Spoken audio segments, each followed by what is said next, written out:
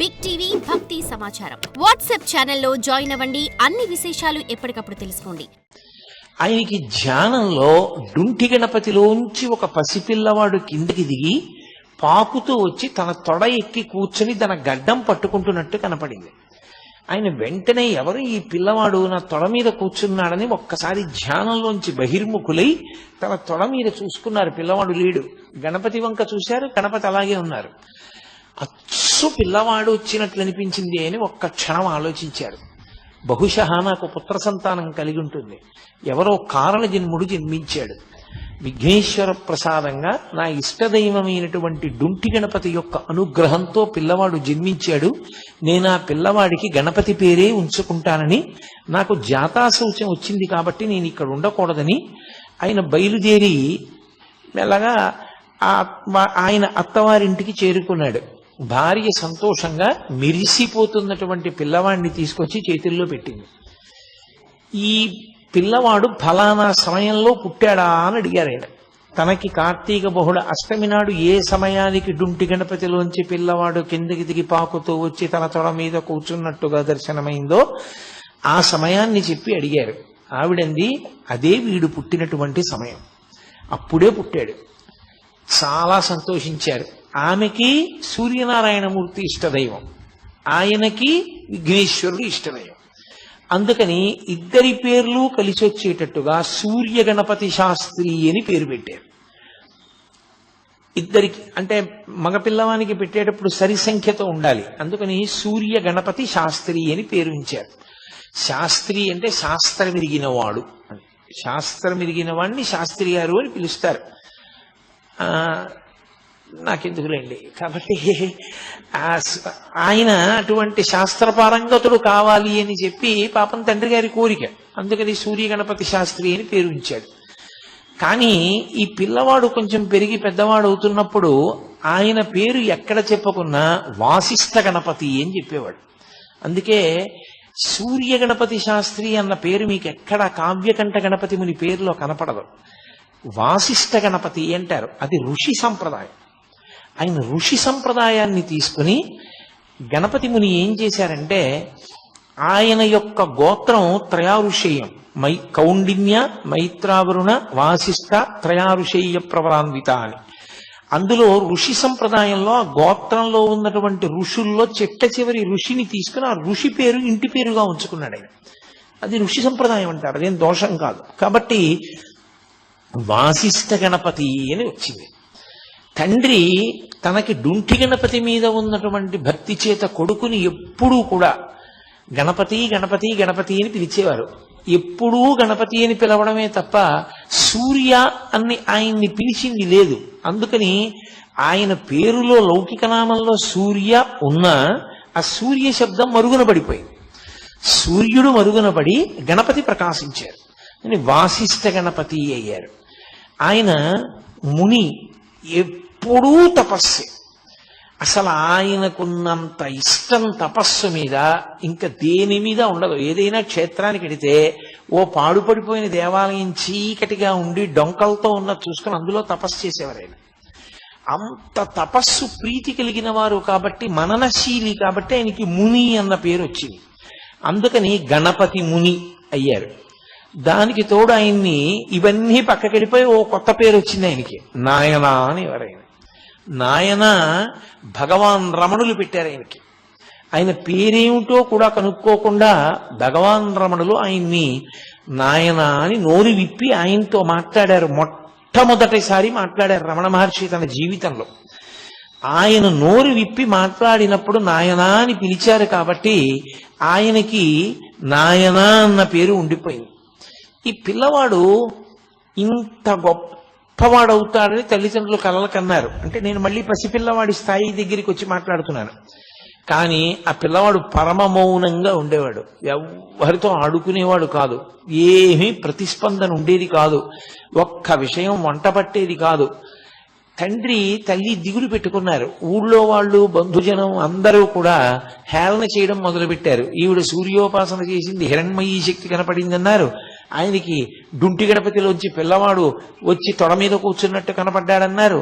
వీడు చూస్తే ఇంత బలహీనుడు, అనారోగ్యం, మూర్ఛ, ప్లీహ వ్యాధి, ఇన్ని వ్యాధులతో కొడుకుని ఏమీ మాట్లాడకుండా జడుడులా ఉన్న పిల్లవాడు పుట్టాడని అందరూ నవ్వుతున్నారు. పిల్లవాడికి 6వ ఏడు వచ్చింది. తండ్రి ఆయుర్వేద శాస్త్రంలో ప్రకాండు. ఆయన ఆలోచించాడు, కడుపున పుట్టిన కొడుకు కదా అని ఆ చికిత్స చేయలేకపోయాడు అంతకాలం.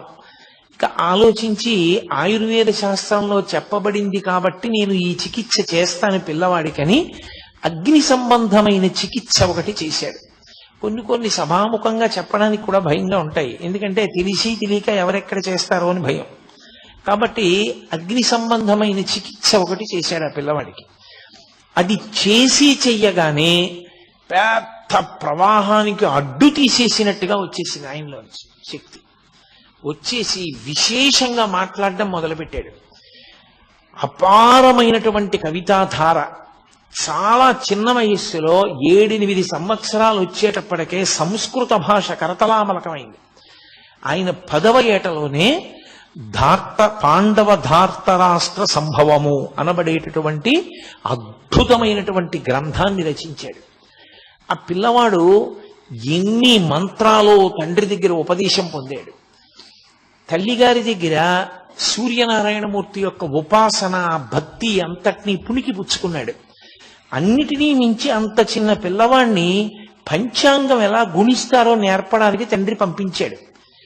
4 రోజులు వెళ్ళి పంచాంగం ఎలా గుణిస్తారో నేర్చేసుకుని పంచాంగం మీద కాల గణనానికి సంబంధించిన శాస్త్రం చదివి పంచాంగ గణనం చేసే శాస్త్రి గారికి ఇలా చేస్తే బాగుంటుందనో కొత్త పద్ధతిని నేర్పాడు ఆయన.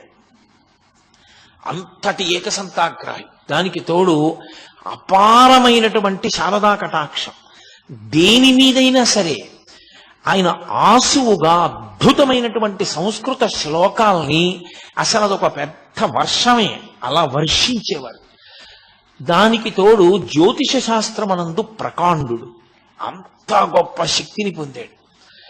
ఆయనకి ఒక చెల్లెలు అన్నపూర్ణ, ఓ తమ్ముడు శివరామశాస్త్రి పుట్టారు. పుట్టిన తరువాత కొంతకాలానికి ఈవిడ విశాలాక్ష మహాతల్లి నరసమాంబ గారు తల్లిగారు మళ్ళీ గర్భం ధరించారు. లోపల కవల పిల్లలు ఉన్నారు అన్నారు. ఇంకొక గంటలో పురుడు వస్తుంది. పెద్ద కొడుకు ఈయన ఆ పెద్ద కొడుకు పాప భీమశాస్త్రి బతికాడు. ఈయన రెండో కొడుకు. ఈ రెండో కొడుకు వీధిలో కూర్చుని ఉన్నాడు కుర్చీలో, ఇంకా చిన్నపిల్లవాడు. ఆవిడ ఎందుకో వచ్చి ఆ కొడుకుని అడిగారు, నాయన ఇంకొక గంటలో పురుడు వచ్చేటటువంటి స్త్రీకి పుట్టే పిల్లలు ఆమె ఎలా ఉంటారు అని అడిగారు. ఆయన దగ్గర పుస్తకం అవి ఏం లేవు, ఆయన కూర్చుని ఉన్నారు ఇలా. ఆయన అన్నారా, ఆవిడ బతకదమ్మా, ఆవిడ పిల్లలు కూడా చచ్చిపోతారు అన్నారు. అది పినతండ్రి గారు విన్నాడు. ఒరే వీడు ఇలా చెప్పాడు రా, ఆవిడ అడుగుతున్నదేమో సొంత తల్లి అడిగింది, వీడు అమ్మకి పురుటి సమయం ఆసన్నమైందని తెలిసే చెప్పాడా తెలియక చెప్పాడా? వీడి చేతిలో పంచాంగం లేదు, వీడేమి గణన చేయలేదు, ఎలా చెప్పాడు ఒక గంటలో కానీ పురుడు వస్తే తల్లి పిల్లలు కూడా చనిపోతారని? అని ఏదో పిల్లాడు, పెద్ద దానికి పట్టించుకోవాల్సిన విషయం ఏముందని వదిలేశాడు ఆయన. ఆయన ఒక్కడే విన్నాడు ఆ మాట. ఆవిడ వెనక్కి తిరిగి వెళ్ళిపోతూ గుణుక్కుంది. పోనీలే నాయన, నేను పిల్లలు అలాగే చచ్చిపోతే నోటి మాట అంత శక్తివంతమైన మహాపురుషుడు యొక్క తల్లిని అయ్యి ఉంటాను కదా అంటూ వెళ్ళింది. ఖచ్చితంగా గంట తర్వాత పురుడు వచ్చింది. ఆవిడ 2 పిల్లలు చనిపోయారు. చనిపోగానే ఆ పినతండ్రి గారి ఈ వార్త అందరికీ చెప్పాడు. వీడు పంచాంగం చేత్తో పుచ్చుకోకుండా కన్న తల్లి వచ్చి అడిగితే గంట తర్వాత పురుడు వస్తే తల్లి పిల్లలు ఉండరమ్మా అన్నాడు. పంచాంగం లేకుండా చెప్పాడు. వీడి మాట నిజమైంది కాబట్టి వీడు సత్యవాగ్దురంధరుడు. వీడి నోటి వెంట ఏదైనా మాట వచ్చిందా అయిపోతుంది. కాబట్టి వీడితో చాలా జాగ్రత్తగా ఉండాలి. వీడి నోటంటే చెడు మాట వచ్చినా ప్రమాదమేనది. ఊరు వాడ అందరూ బంధుజనులు ఏమని పిలిచేవారంటే మాట చేత తల్లిని చంపుకున్న దుర్మార్గుడు అంటుండేవారు. ఆయన దానివల్ల 3 నెలలు మాట్లాడడం మానేశారు. ఆ తర్వాత తండ్రి గారు క్షేత్ర పర్యటనల గురించి, ఇతర విషయాల గురించి, భక్తి గురించి అదే పనిగా మాట్లాడుతుండేవారు. మాట్లాడతాడేమో పిల్లాడు చూద్దామని. ఎట్టకేలకి 3 నెలల తర్వాత ఆయన మళ్ళీ మాట్లాడడం మొదలుపెట్టారు. ఆయనది విశేషమైన సరస్వతీ కటాక్షం. గణపతి యొక్క అంశ చేత జన్మించినటువంటి మహానుభావుడు. నేను మీతో మనవి చేశాను, అరుణాచలంలో పరమేశ్వరుడు 4 స్వరూపాలతో ఉంటాడు అని. ఒకటి, బ్రహ్మ విష్ణువుల మధ్య కలహం తీర్చడానికి జ్యోతిస్తంభంగా ఆవిర్భవించినటువంటి పరమేశ్వర స్వరూపం. రెండవది కొండ. మూడవది అరుణాచలేశ్వరుడు. నాలుగవది అరుణాచలం కొండలో ఉండేటటువంటి గుహలో ఉండే సిద్ధపురుష స్వరూపం, దక్షిణామూర్తి స్వరూపం. 4 స్వరూపములతో ఉంటాడు అని చెప్పాను. అపితకుచాంబయ్యి అమ్మవారు ఉంటుంది. ఆ పార్వతీ పరమేశ్వరుల యొక్క కుమారుడు సుబ్రహ్మణ్య స్వరూపంగా రమణ మహర్షి వచ్చారు. గణపతి యొక్క అంశలో కావ్యకంఠ గణపతి మునొచ్చారు. వీళ్ళిద్దరూ అక్కడే కలుసుకోవాలి అరుణాచల క్షేత్రంలో. వీళ్ళిద్దరూ కలుసుకున్న కాలం స్వర్ణయుగం. ఎందుకంటే పార్వతీ పరమేశ్వరులు 2 కుమారులతో కలిసి కనపడిన క్షేత్రం ఆ క్షేత్రం. For more videos like this, subscribe Big TV channel.